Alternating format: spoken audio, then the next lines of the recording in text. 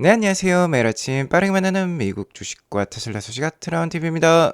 금주 미국 시장이 지속해서 상승하는 모습을 보여주었어요. 아무래도 제 방송을 오래 봐오신 애청자분들이라면 제가 12월 초순에 미국 증시가 강할 것이라고 예상을 해드렸는데 어쨌든 그러한 모습이 잘 나오고 있고 테슬라의 반등도 지속되고 있습니다. 이런 상황 속에서 AI에 있어서는 갈라파고스 제도와 같았던 한국에서 계속해서 일론 머스크의 기술들이 등장을 하고 있어요. 뭔가 한국에도 테슬라의 로보택시가 나올 수 있다라는 분위기가 형성이 되고 있고 스타링크는 이미 도입이 되었습니다. 자, 이게 무슨 일인지 한번 같이 알아보도록 할게요. 오늘도 인사이트 가득한 소식들이 많으니까 시청하시기 앞서 구독과 좋아요 알람 설정 꼭 눌러주시기 바라겠습니다. 10년물 국채금리가 상승을 하고 있고 유가도 상승을 하고 있지만 미국 증시의 상승세는 거침이 없습니다.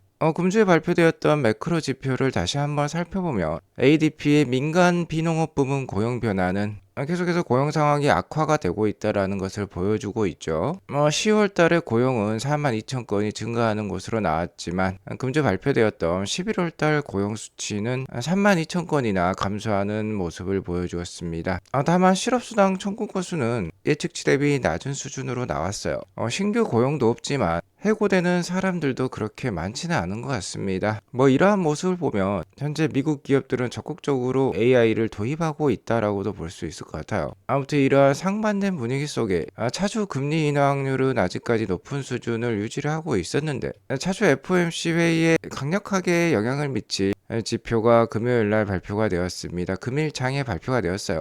바로 9월 PCE 지수가 되겠습니다. 자, 현재 12월 달이니까 원래는 11월 달 PCE 지수가 발표가 되어야 되는데 미국 연방정부가 2개월 정도 쉬어버렸었죠. 그래서 이제서야 9월 PCE 물가지표가 발표가 되었습니다. 차주 FOMC 회의 전에 가장 굵직한 매크로 지표 발표이기 때문에 한번 살펴볼 필요가 있겠는데요. 일단 물가지표는 전월 대비 수치가 있고 전년 동기 대비 수치가 있죠. 자, 그리고 헤드라인 PCE 물가지표가 있고 근원 PCE 물가지표가 있습니다. 역시나 연준이 주목하는 것은 이 근원 PCE 지수라고 볼 수 있겠죠. 변동성이 큰 에너지와 식료품을 뺀 수치라고 보시면 되겠습니다. 일단 전반적으로 모든 수치가 예측치에 부합하는 수준이 나왔어요. 그리고 가장 중요하게 볼 수 있는 전년 동기 대비 근원 PCE 지수는 오히려 예측치보다 좀 낮게 나왔습니다. 자, 그래프로 보면 이러한 모습이죠. MPC 물가지수 거의 2년 가까이 제자리 걸음을 보여주고 있어요. 그렇기 때문에 미 연준이 올해 금리 인하를 시작을 하게 되었고 이번 9월달 수치는 연방정부의 셧다운이 10월 1일부터 실시가 되었었으니까 셧다운 개시 전 인플레이션 상황을 보여준다라고 볼 수 있겠는데 셧다운 개시 전에도 미국의 인플레이션은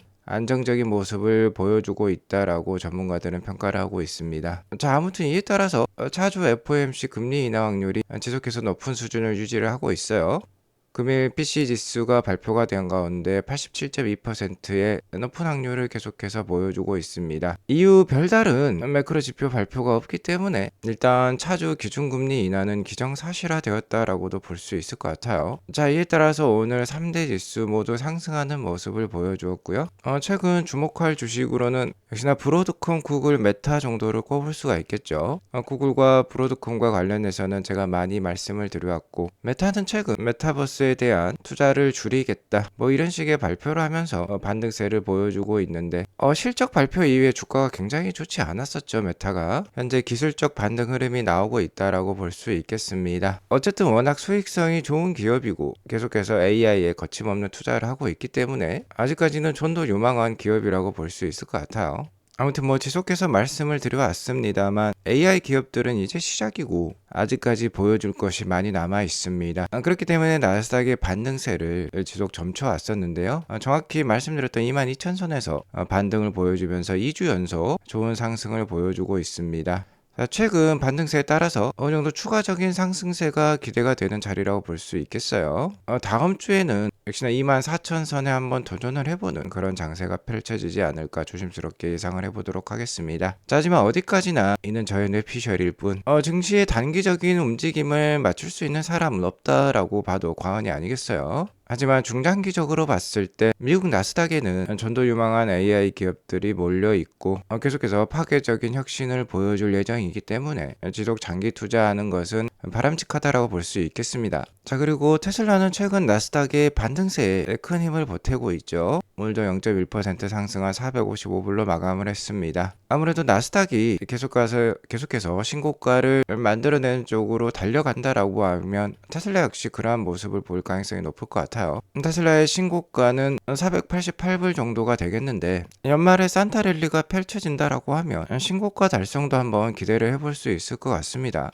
자, 일단 역시나 중요한 건 테슬라의 핵심 기술이라고 볼 수 있는 FSD 기술의 성장과 함께 사람들의 인식이 바뀌는 것이라고 볼 수 있을 것 같아요. 자, 아직까지 미국의 투자 기관들은 테슬라의 가치를 논할 때 EV 판매량을 많이 따지고 있습니다. 그런데 미국에서 4분기 EV 보조금이 사라지면서 이에 대한 우려감도 있는 게 사실이에요.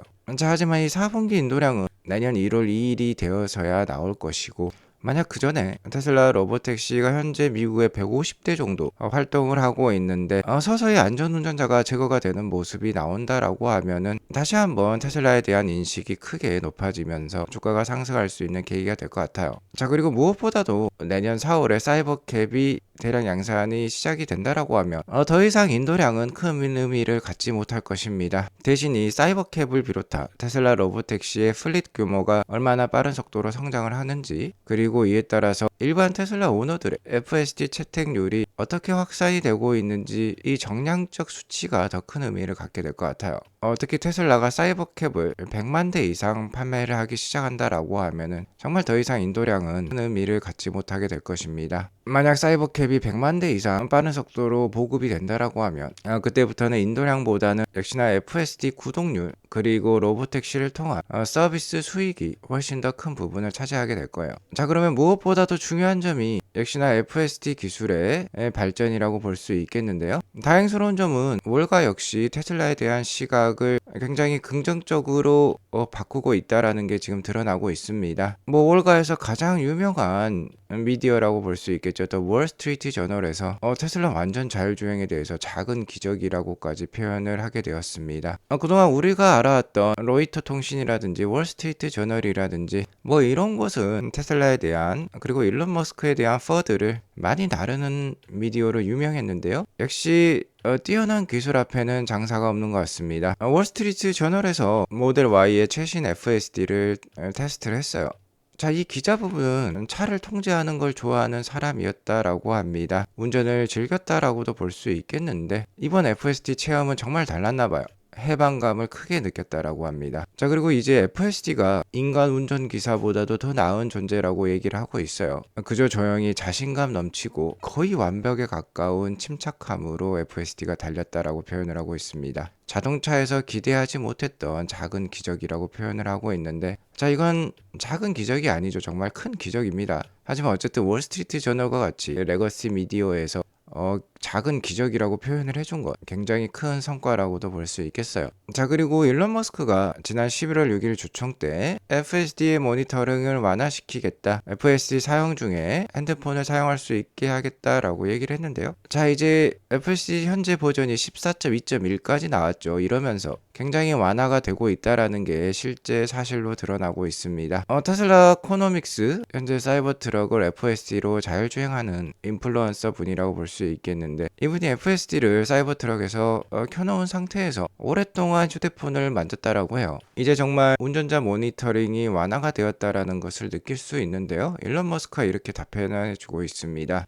Depending on context of surrounding traffic, yes 라는 표현을 쓰고 있는데요. 맞다라고 yes라고 표현을 한 거예요. 완화를 시킨 게 확실합니다. 특히 AI가, 그러니까 테슬라 FSD가 되겠죠. 이 AI가 주변 교통 상황이 위험도가 낮다라고 판단하면 운전자의 모니터링 시스템을 완화시킨다라고 볼 수 있을 것 같아요. 자, 이제는 얼마든지 운전하는 동안 딴짓을 할 수 있게 되었다라고 볼 수 있겠습니다. 특히 교통 흐름이 원활한 고속도로에서는 더 이상 전방 주시를 할 필요가 없어질 것 같아요. 이미 테슬라의 기술은 레벨 4 자율주행을 넘어가는 상황인데, 일론 머스크가 워낙 조심성이 많은 사람이죠. 그렇기 때문에 아직까지 로보택시에도 이렇게 안전운전수를 대동하고 있다라고 볼 수 있겠어요. 어쨌든 테슬라의 셀프 드라이빙 FSD 기술은 게임 체인저가 확실한 것 같습니다. 자, 이러한 가운데 중국 시장에도 FSD가 풀린 상황이죠. 아직까지 대규모로 풀린 것은 아닙니다만, 중국은 전기차와 자율주행차 시장에 있어서 최대의 격전지이자 최대의 시장이라고 볼 수 있겠어요. 미국에는 일단은 웨이모라는 테슬라의 경쟁자가 있지만 중국에도 굉장히 많습니다. 바이두, 샤오펑, 화웨이 굉장히 많은 피지컬 AI 회사들이 지금 빠른 속도로 기술을 발전시키고 있는데요. 오늘 다행스러운 뉴스가 하나 나왔어요. 테슬라가 중국 신에너지차, 그러니까 뭐 전기차 시장이 되겠죠. 다시 한번 장악하고 있다라는 게 이렇게 수치로 드러나고 있습니다. 자, 중국어로 되어 있는데요.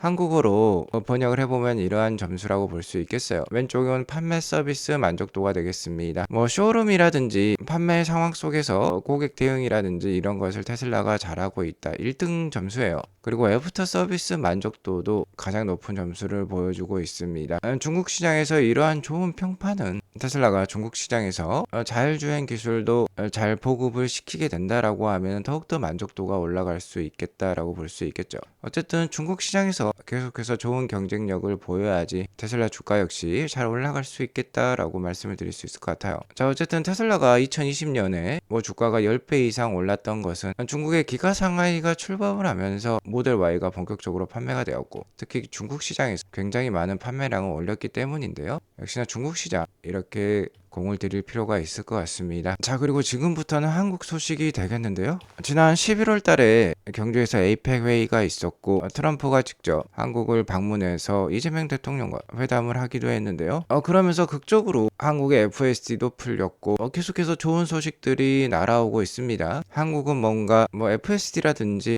스타링크라든지 이런 일론 머스크 사단의 최신 신기술을 도입하는데 주저했었죠. 내수 시장을 뺏길까봐. 자, 하지만 이제 좀 다른 모습이 나오고 있습니다. 일단 뭐 아시아나 항공까지 인수한 대한항공이 한진그룹 자체적으로 스타링크를 도입을 하기로 결정을 했습니다. 스타링크가 도입이 되면 이제 한진그룹이 가지고 있는 대한항공과 아시아나항공, 진에어, 에어부산, 에어서울에서 모두 인터넷, 실시간 인터넷을 사용할 수 있게 되겠는데요. 스타링크는 고도 약 550km 조개도에서 위성을 8,000개 이상 배치를 시켜놓고요. 지구상 어디에서든지 언제든지 인터넷을 활용할 수 있게 해주는 기술이 되겠습니다. 속도가 최대 500mbps나 나와요. 집에서 유선랜을 쓰는 속도로서 넷플릭스라든지 유튜브라든지 스트리밍 서비스를 완벽한 속도로 고화질로 시청할 수 있는 속도 수준이라고 볼 수 있겠습니다. 이에 따라 이제 이러한 기내에서 OTT라든지 온라인 게임 그리고 뭐 SNS든지 뭐든지 활용을 할 수 있게 되겠어요. 뭐 특히 카카오톡을 이용을 하게 되면 몇백 킬로미터 상공에서도 페이스톡을 할 수가 있겠죠. 아무튼 계속해서 반가운 소식이 들려오는 가운데 이 스타링크를 가지고 있는 회사가 스페이스X입니다. 따지고 보면 일론 머스크의 꿈을 실현하기 위해서 존재하는 회사라고도 볼 수 있겠어요. 일론 머스크 입장에서는 가장 중요한 회사인데 자, 아직까지 상장이 되지는 않았습니다. 만약 스페이스X가 상장을 한다라고 하면은 주가가 이런 속도로 올라갈 수도 있을 것 같은데요. 일론 머스크는 분명히 테슬라 주주들에게 스페이스X라든지 스타링크 상장과 관련해서 특혜를 줄 수 있겠다라고도 많이 언급을 해왔는데요. 지난 미국 대선 때 트럼프 대통령의 당선을 정확히 맞췄던 칼시라는 베팅 사이트에서 스페이스X가 내년에 IPO 즉 상장을 할 수도 있겠다라고 확률을 제시하기 시작했습니다. 무려 벌써 50%라는 확률을 제시를 하고 있어요. 계속해서 이 확률이 나오면은 제가 알려드릴 텐데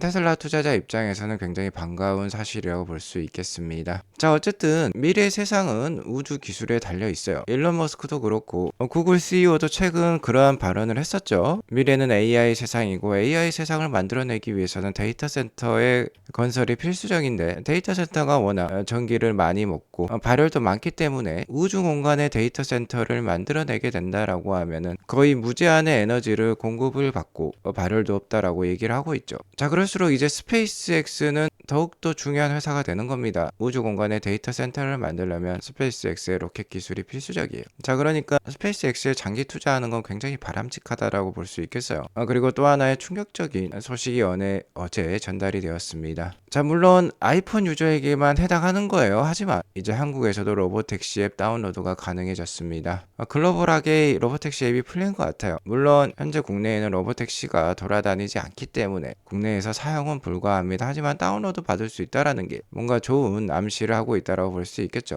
FSD도 풀렸으니까 정말 내년에 이 사이버캡이 나오기 시작한다라고 하면은 한국에서도 로보택시 앱을 활용할 수 있게 되지 않을까 조심스럽게 전망을 해보도록 할게요. 오늘 이것으로 방송을 마치도록 하겠습니다. 현재 아트라운TV VIP 멤버십은 올해 6번이나 매매 수익을 달성을 했어요. 한 달 8,990원이며 아트라운TV 멤버십 서비스를 만나볼 수 있습니다. 최고의 가성비 투자라고 볼 수 있겠습니다. 꼭 한번 가입하셔서 좋은 인사이트 가져가 보시기 바라겠어요. 오늘 이것으로 방송을 마치겠고요. 오늘 방송이 도움이 되었으면 구독과 좋아요 알람 설정 꼭 눌러주시기 바라겠습니다. 행복한 하루 보내시기 바라겠습니다. 감사합니다.